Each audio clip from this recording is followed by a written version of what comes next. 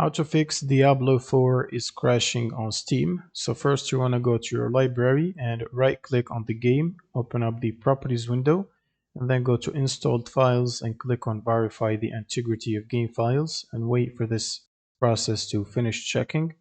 And once it's done, you want to go back to the general tab and add the following launch option, which is -dx11 without spaces, and then you can close Steam.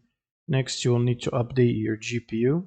So if you have NVIDIA graphics card, you will need NVIDIA app installed on your PC. Go to drivers, and from here select Game Ready driver, check for updates, and make sure to download and install the latest Game Ready driver.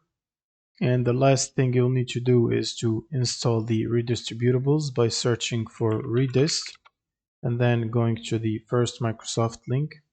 Now from this second table you should be able to download the 86 and the 64. You will need to install both of these right here. And once you finish installing both of them, you should manually restart or reboot your computer by clicking on the power button and then restart. And after a restart, you want to open Steam as admin, right click on Steam and run as admin. And then you can simply launch the game, and this should fix the crash issue. Thanks for watching and subscribe.